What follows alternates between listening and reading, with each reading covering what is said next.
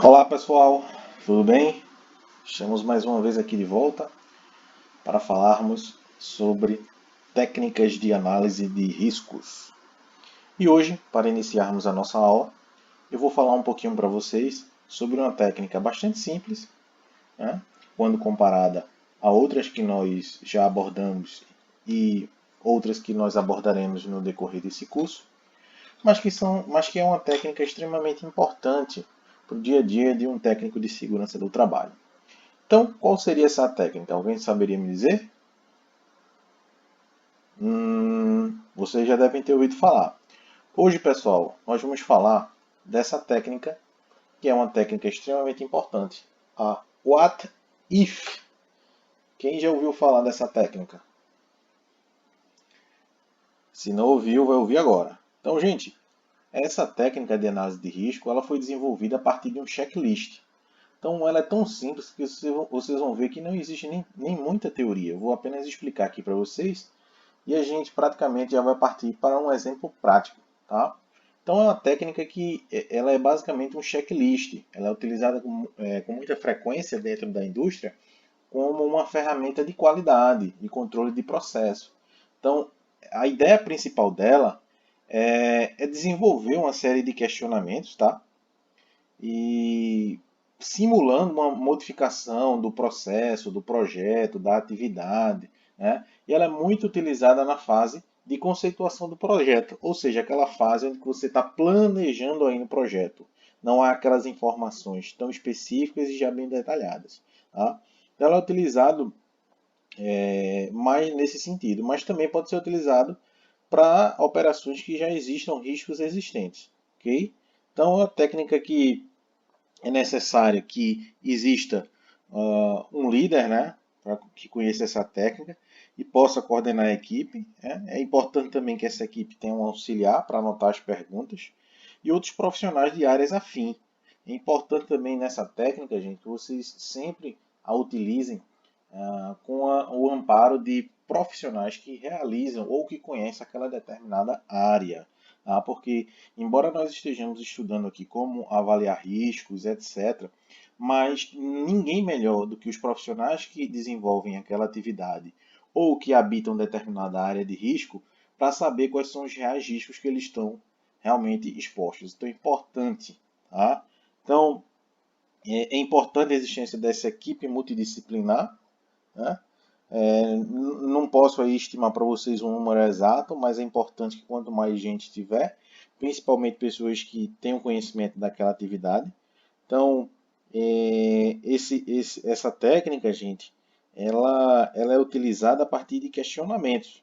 Então, você vai formular questionamentos. Para quem não conhece, what if, a tradução de what if é se e se acontecesse, tá? É mais ou menos isso aí que ficaria para a gente. Então são simulações. Você vai ter uma determinada atividade, um determinado projeto, um determinado processo que você vai fazer a avaliação através da técnica de What If. E aí você, a partir dessa atividade, você vai supor cenários. E aí o céu é o limite, gente. Aí você pode supor qualquer tipo de cenário esdrúxulo, tá?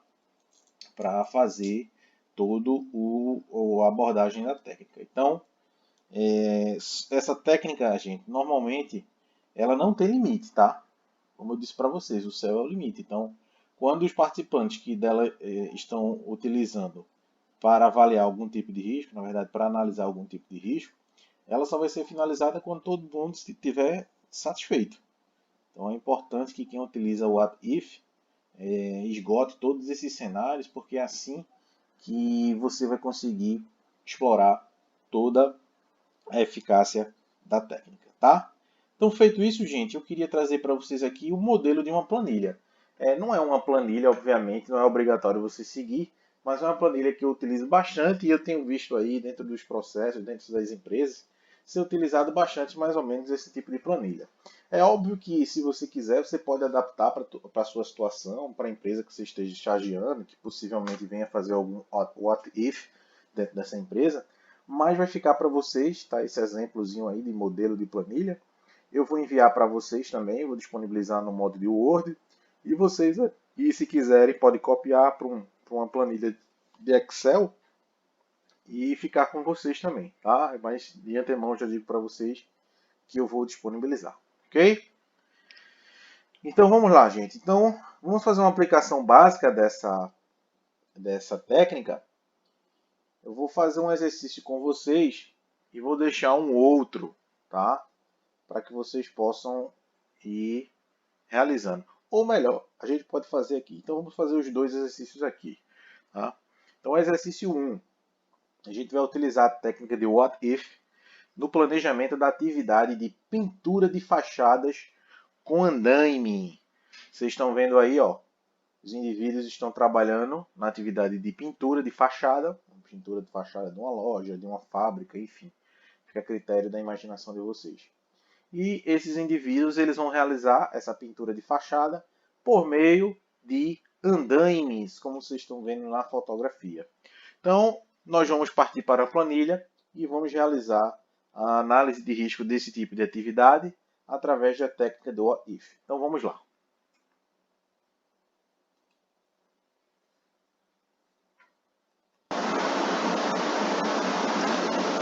Então, gente, vamos dar seguimento aqui à nossa atividade. Então, temos aqui na nossa atividade, né? Os indivíduos estão aqui realizando a atividade de pintura, vão realizar, na verdade, uma atividade. Vocês vão fazer isso aqui antes da atividade ser realizada. É uma técnica de análise de risco antes. Depois que estiver sendo realizada, dificilmente você vai conseguir ajudar de alguma forma. Mas, enfim, vamos lá.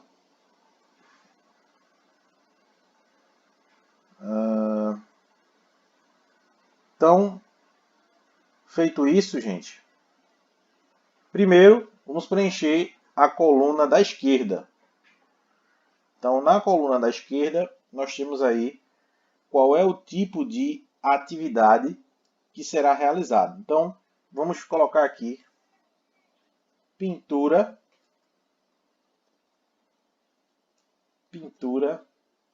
de fachada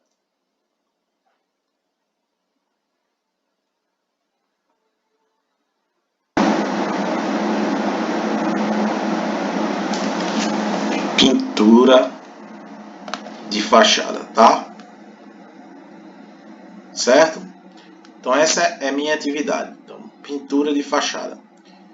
Então vamos supor aqui a nossa situação. Então imagine que esses indivíduos, ao estarem realizando a atividade de pintura de fachada, ocorra, por exemplo, um balanço excessivo da fachada, do andaime, desculpa. Então, balanço do andaime. E se o andaime balançar? Vamos lá. What if? E se o andaime balançar? Certo? Então é possível que o andaime, por exemplo, venha a balançar. Qual é a causa desse evento? Se esse evento no andaime balançar acontecer, pode ser o quê? Pode ser o vento, né? Então, velocidade do vento está alta. Qual é a consequência disso, gente? Queda do trabalhador, correto? Queda do trabalhador. Ok? E quais as medidas que eu posso tomar para prevenir que esse acidente venha a ocorrer? Eu, por exemplo, posso receitar a utilização de treinamentos em NR35 juntamente com os EPIs, tá? Então vou fornecer os EPIs, cinturão Talabart, enfim, todo o material necessário para a realização desse trabalho à altura, tá? Ok? Então deixa eu só consertar aqui, pessoal. Ficou um pouco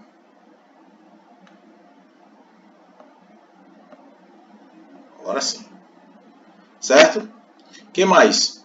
Eu posso fazer com que essa queda... A gente pode solicitar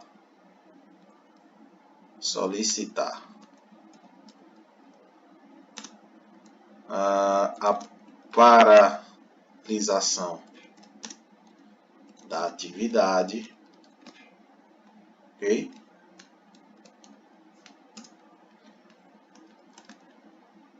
Avaliar a velocidade do vento antes de executar o trabalho.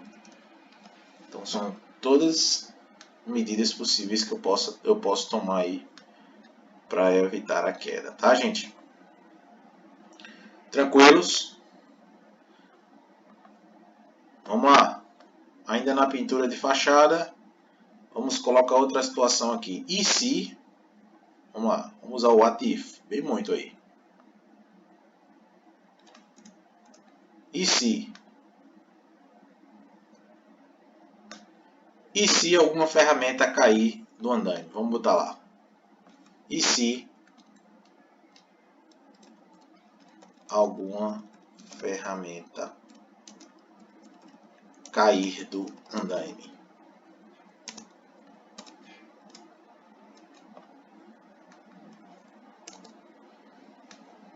Tudo mesma atividade, tá, gente? Pintura de fachada. Então, e se alguma ferramenta cair do andaime? Qual seria a causa disso? Descuido, né? Descuido do trabalhador. O que mais? Ausência de aparador, né? Nas laterais. É esse aparador aqui, tá, gente? Vocês estão vendo isso aqui, ó? É justamente para evitar a queda de ferramentas, tá?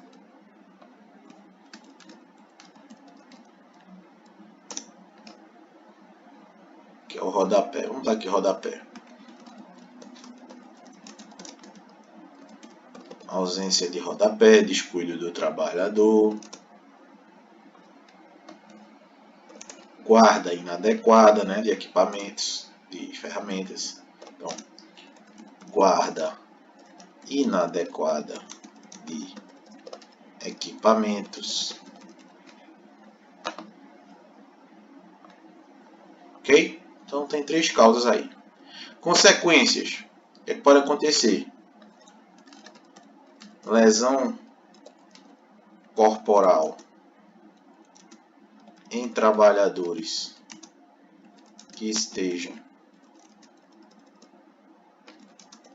no piso inferior, ou até mesmo morte, né? Depender da altura, ou morte. Recomendações: utilizar as ferramentas e guardá-las adequadamente.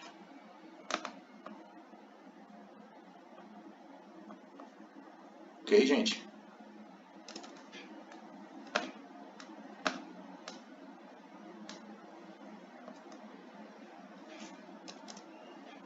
Certo? Então veja, é bem tranquilo, né? Essa ferramenta. Se vocês pararem para analisar, a gente já tem aqui, ó, algumas situações, né, que podem acontecer nesse tipo de atividade. Então é assim, gente, que vocês vão construindo, tá? Uma planilhazinha bem básica aqui para vocês, dá para vocês fazerem um exemplo para vocês, tá? Então vou deixar uma planilhazinha dessa aqui para que vocês possam usar na vida profissional de vocês, ok? Então vamos passar para nosso segundo exemplo. Vamos falar agora de um painel elétrico, tá? Vamos lá.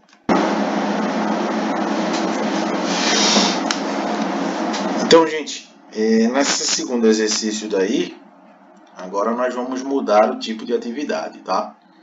Então nós agora vamos aplicar a técnica de What If em uma instalação de painéis elétricos. Imaginemos que nós tenhamos aí uma fábrica e nós tenhamos uma série de painéis elétricos a serem instalados. Então vamos colocar aqui, vamos fazer um What If da atividade. Então atividade instalação de painéis, tá? E agora vamos aplicar a técnica, né? E se? Vamos lá, o que é que pode acontecer aí? E se...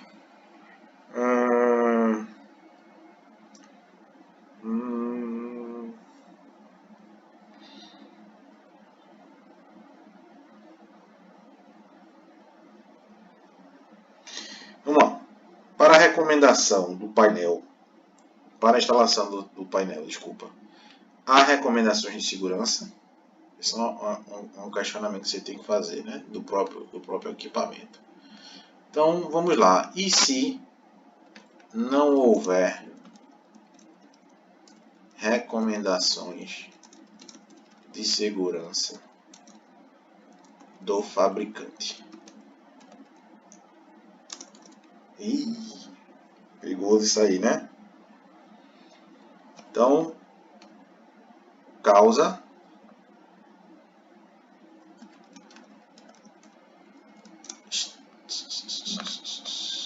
extravio do manual. É uma possível causa, né?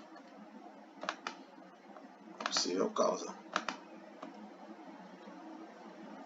Consequências. O que pode acontecer? Probabilidade de erro na instalação aumenta. Então, caso isso aconteça, o que aqui a gente pode tomar como medida? Por exemplo, solicitar ao fabricante uma segunda via do manual. Bem simples, né? Então, e se não houver aterramento temporário? E perigoso isso aí, né? E se não houver aterramento temporário? Causas: não cumprimento da NR10. Consequência: choque elétrico,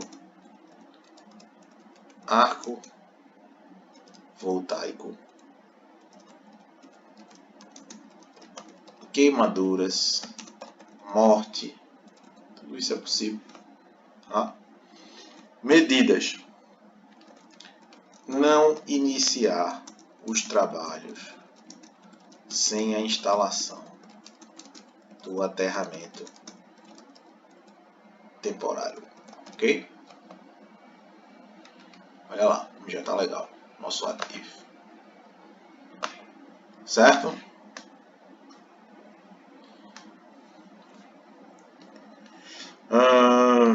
Vamos dizer que esses painéis elétricos estejam em alta tensão, ou seja, voltagem acima de 1000 volts.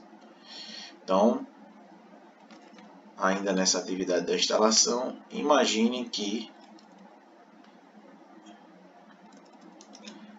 o trabalhador, e se o trabalhador utiliza EPIs para baixa tensão.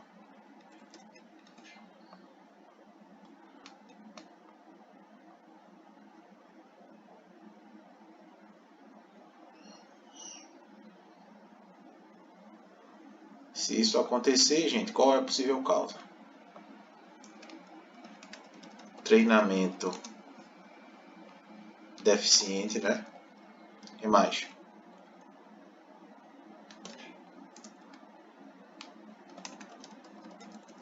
Técnico de segurança falhou. Olha aí, vocês podem falhar. Consequência, as mesmas, né? Choque elétrico, arco elétrico, enfim. Ele vai estar desprotegido numa área que, em tese, é uma área considerada, inclusive, periculosa. Tá?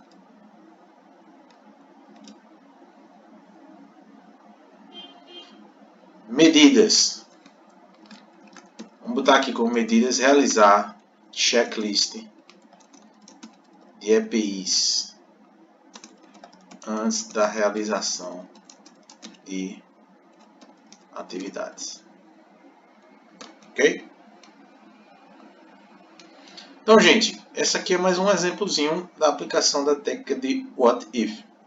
Como eu falei para vocês, é uma técnica bastante simples, ela é bastante utilizada, inclusive, muito pela Petrobras, tá? É uma técnica que, quanto mais pessoas de áreas diferentes e pessoas que vão realizar a tarefa, melhor, né, para acompanhar a operação dessa técnica. E é uma técnica que vocês vão utilizar bastante. Então, eu deixo aí para vocês, tá, como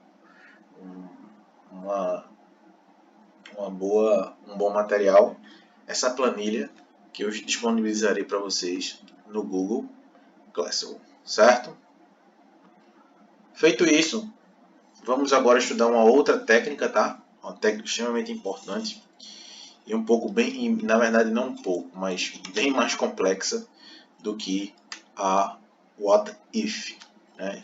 Então vamos agora falar um pouquinho sobre a F6, tá? Vamos ver o que é F6 agora. Então vamos lá, pessoal, vamos falar agora sobre a técnica de análise de risco F6. Para quem não conhece F6, essa sigla está em inglês e ela significa Failure Mode and Effect Analysis. Significa isso, gente, em português. A análise de modos de falhas e efeitos.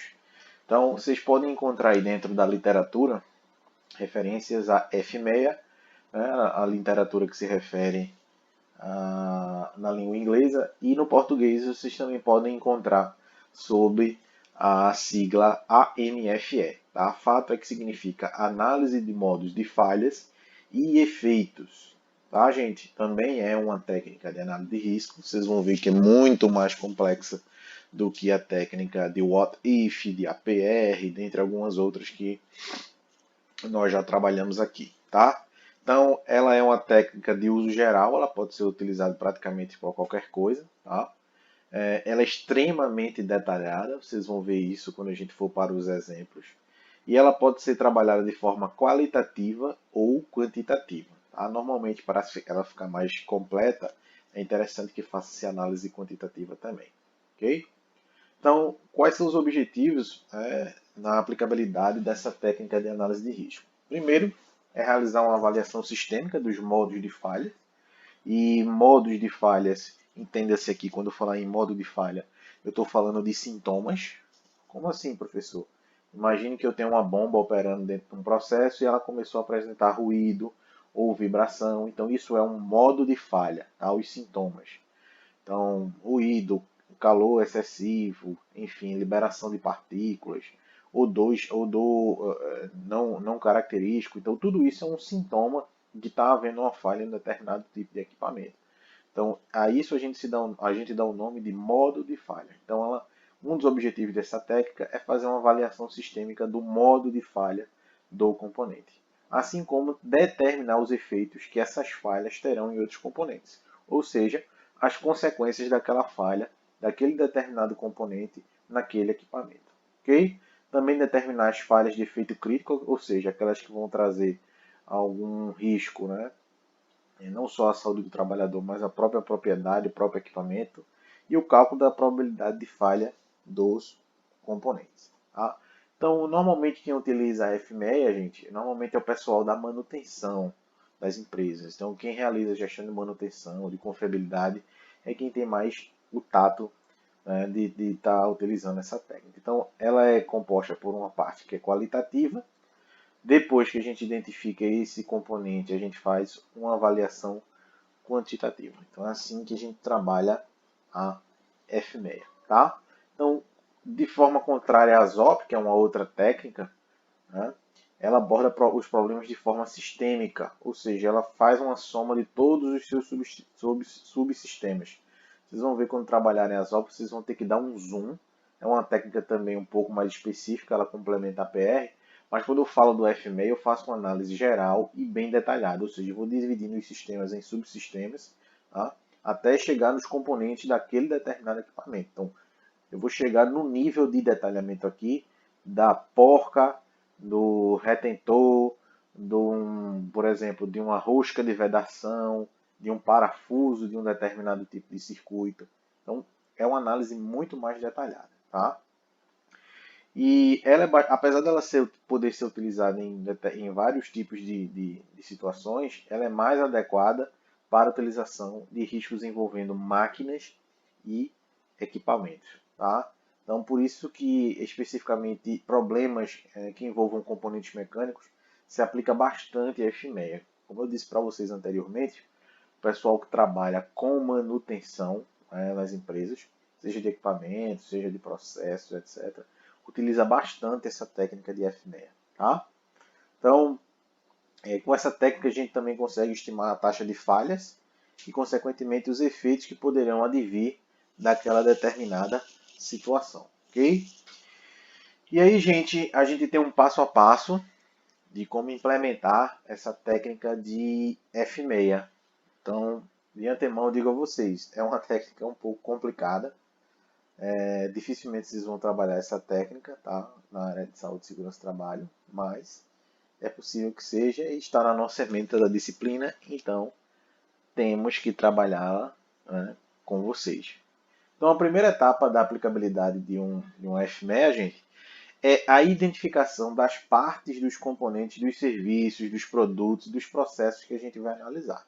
Então, se eu quero aplicar FMEA, por exemplo, num processo de bombeamento de água de um determinado lugar para uma outra unidade da minha fábrica, eu tenho que primeiro fazer a identificação desses componentes. Então, eu tenho uma parte do bombeamento, eu tenho uma parte da tubulação, eu tenho uma parte da retenção.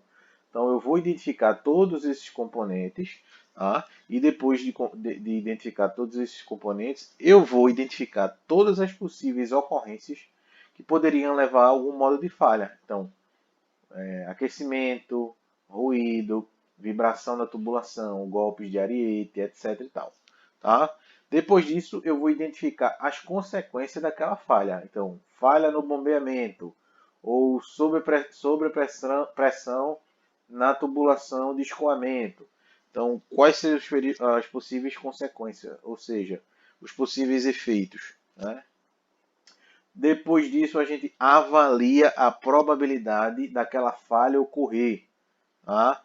A severidade daqueles impactos, a ocorrência e a forma de detecção para que eu pudesse identificar que aquela falha não ocorresse ou ocorresse de forma menos impactante. Então, essas são algumas das etapas. Seguindo ainda esse processo, eu também aí já entra na fase quantitativa da aplicação da FMEA, é quando eu faço o cálculo do número RPN, que em inglês significa Risk Priority Number, tá? Em português, número de prioridade de risco. Significa isso daí. Esse daí, gente, é um parâmetro que eu vou obter quando eu faço a análise por FMEA, eu vou fazer toda a análise qualitativa, e quando eu chegar nessa análise quantitativa aí, ele vai me dar um número, que é esse RPN. E a partir desse número, gente, quanto maior for esse número, né, maior é a minha necessidade de tomar alguma ação preventiva. Então, esse RPN ele é calculado através da multiplicação de um parâmetro que a gente chama de gravidade, um outro que a gente chama de ocorrência e um terceiro que a gente chama de detecção. Então, cada parâmetro desse vai variar o seu valor de 1 a 10. Então, no máximo, aí a gente consegue ter o RPN chegando a 1000. Tá? Então, quanto maior esse RPN, né, limitado a 1000, maior a minha necessidade, maior a minha probabilidade de acontecer um evento indesejado. Ok? Então, guardem esse número, que já já quando a gente entrar na parte prática, vocês vão entender o porquê a gente está fazendo, tá? Então, quando eu faço esse cálculo aí, gente, esse cálculo ele é feito a partir do estabelecimento de parâmetros, né, de notas para cada tipo de situação. Então, por exemplo, quando eu vou calcular, quando eu vou atribuir um valor que varia de 1 a 10 para a ocorrência, eu tenho que ver, analisando aquela situação, aquela falha ali, ela é improvável, a chance é remota, então eu atribuiria um índice de ocorrência 1. À medida que essa taxa de falha, essa probabilidade de falha aumenta, eu vou aumentando a minha nota, lembrando a vocês, limitando-se a 10. Por exemplo, uma falha que ocorre com frequência várias vezes ao dia, eu receitaria a nota 10, o índice 10. Né? Já um baixa é relativo a poucas falhas, ou 2 ou 3. Tá? Então isso daí é basicamente algo mais qualitativo. Né? Você vai atribuir uma nota, um índice, mas você vai ter que identificar dentro do seu processo, lá, dentro da sua atividade, se aquele evento que você está analisando, aquela falha que você está analisando, ela ocorre constantemente ou é uma falha que ela é bastante remota. Tá? Já a severidade, você vai avaliar qual é o efeito, né? Qual é a consequência. Então, quanto maior a consequência, maior o seu índice de severidade.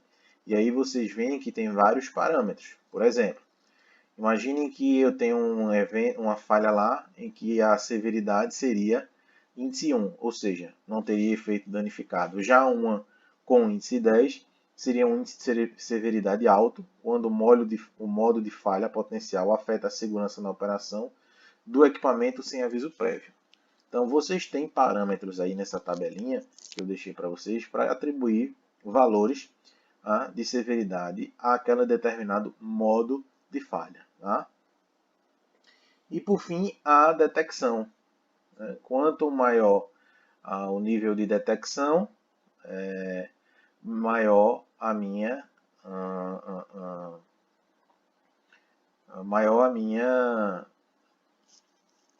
quanto maior o meu nível de detecção, menor o meu índice de detecção. Tá? Então, por exemplo, quase certamente, controle certamente detectarão. Imagine que eu tenho um tipo de falha lá que eu estou estudando e que certamente vai ser identificado por algum controle, alguma coisa. Então é altamente detectável. Então esse índice vai ser 1. Quanto menos possibilidade de detecção tiver, maior vai ser o meu índice. Tá? Então quanto maior o meu RPM, o meu número de risco, maior a probabilidade daquele evento acontecer e maior o poder do efeito da falha. Tá? Então, só para vocês terem uma ideia como é que se aplica, eu trouxe para vocês aqui uma fotografia para vocês terem uma ideia como é que funciona. Tá? Imagine que vocês tenham um processo produtivo, imagine que vocês sejam uma indústria. Né, eu tenho esse sistema aí de bombeamento, né, de um determinado fluido. E aí eu queria aplicar a técnica de FMEA para saber quais os riscos que estão atrelados a esse meu processo. Tá? Então, para que haja algum tipo de acidente, é necessário que haja algum tipo de falha. Aí eu pergunto a vocês, como é que o FMEA faria, né, poderia nos ajudar? Gente, vocês estão vendo aí que eu desmembrei cada equipamento desse do meu processo. Então, vocês veem aí no início, você tem a caixa aí automatizada que inicia o bombeamento do fluido. Vocês têm aí no segundo um barômetro. No terceiro, vocês têm uma válvula de retenção. No quarto, vocês têm uma válvula T. No quinto, vocês veem aí uma rosca de vedação. Aí, andando um pouquinho mais adiante, vocês têm uma bomba. Essa bomba ela é dividida em vários equipamentos. Então, o que é que o FMEA faz? Ele vai trabalhar, ele vai estudar, detalhar qual é o efeito da falha de um determinado tipo de componente de cada um desses equipamentos. Como assim, professor? Imagine essa bomba aqui, ó. Tá vendo essa bomba aqui? Essa bomba aqui, ó, se eu dividir, se eu abrir, ela vai ter o rotor, ela vai ter aqui o circuito, ela vai ter um monte de coisa. Então, o FME, ele vai estudar cada ponto desse daqui. Então, por exemplo, se acontece, por exemplo, um desgaste do rotor do motor, o que é que pode acontecer? Né? Então, cada equipamentozinho desse, cada componente de cada equipamento desse é estudado dessa forma aqui. Ó. Vejam, imagine aí Isso daqui, por exemplo, ó, que vocês estão vendo daqui, esse daqui, é um componente, né? Isso é um rolamento. Imagine que esse rolamento ocorra um desgaste desse rolamento. Então a falha é o desgaste. O modo de falha, ou seja, o sintoma dessa falha, qual seria? Aí aqui, ó, elevação da vibração, elevação da temperatura. Aí, efeito dessa falha, ou seja, consequência dessa falha. Quebra dos rolamentos, 5 horas de parada, prejuízo de 100 mil. Causa da falha. O que é que essa falha causa? Falha no processo de lubrificação, ou seja, não lubrificaram, tá? Os rolamentos se desgastaram, né? Esse desgaste elevou a vibração e a temperatura, que veio a quebrar o rolamento, parou o processo de produção, 5 horas de prejuízo. Então, ó, aí eu venho aqui, ó, vou atribuir o meu índice para a ocorrência. Aí eu vou vir aqui, ó, na tabelinha, ó, tá vendo aqui? Índice 5, ou seja, frequência, uma vez por semestre acontece. Então, ó, 5 para a ocorrência. Severidade, ele botou 5 também aqui, ó. Equipamento operável, mais itens de conforto e conveniência operável com níveis de desempenho reduzidos. A detecção, ele botou como sendo 6 aqui, tá vendo? Ou seja, significa que controle é alcançado com métodos gráficos, tais como controle estatístico de processo. Quando eu multiplico isso daqui, ó, vai me dar um número. Tá vendo? Nesse caso aí, o número deu 150. Então, meu número de prioridade do risco. Se vocês analisarem aqui, ó, ele vai fazendo para cada componente, ó, quebra das pás, falha, folga, qual é o modo de falha, ou seja, o sintoma dessa falha, ruído, efeito da falha, queima do motor, causa dessa folga, né? Vibração excessiva da pá. Aí você faz todo novamente, atribui o valor, o índice para ocorrência, o índice para severidade, depois multiplica os três, vai dar o RPN, que é o número de risco. Para que serve esse RPN, gente? Vejam, ele fez o cálculo, ele vai fazendo isso para todos os componentes, não é todos os equipamentos, é todos os componentes do equipamento, gente. Então, obviamente que para realizar um tipo de atividade dessa, o indivíduo tem que ter, né, conhecimento sobre os equipamentos que estão lá. Então, se você analisar aqui, por exemplo, eu diria para vocês que existe uma falha que ela tem que ter uma ação preventiva imediata, tá, frente às outras, que é essa aqui, ó, folga desse equipamento aqui, ó, que o número de risco dele deu 252. Então, é bem maior do que os outros. Tá? Então, ficou extremamente alto. Lembrando que o máximo é 1000. Então, a partir disso, ó, desgaste, que é a falha, quebra da pá, obstrução, essa é a falha. O modo da falha é o que? O sintoma da falha. Tá? Por isso que o nome é análise do modo de falha e efeitos. Dos modos e efeitos de falha. Tá? Então aqui eu tenho o modo da falha, ou seja, a análise do sintoma. E aqui eu tenho a análise do efeito. Depois que eu faço isso, ó, aí eu calculo o RPN. Tá? Aqueles que tiverem RPN mais elevado são aqueles que vão precisar de ações preventivas mais rápidas. Tá? Deu para entender isso aí, gente?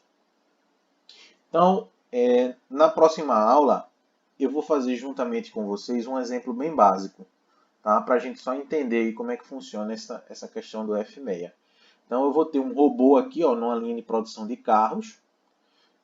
A gente vai estudar o robô, a gente vai dividindo. Ó. Eu tenho o robô, eu tenho o movimentador, o braço do robô, eu tenho o motor que movimenta o braço desse motor e eu tenho o rolamento desse motor. Então a gente vai estudar uma falha nesse rolamento. Tá? Essa falha nesse rolamento vai gerar um efeito e, consequentemente, outras situações. Então na próxima aula a gente vai estudar e vai fazer esse exemplo prático para mostrar para vocês como é que funciona. Ok? Um abraço para vocês e até a próxima aula, pessoal.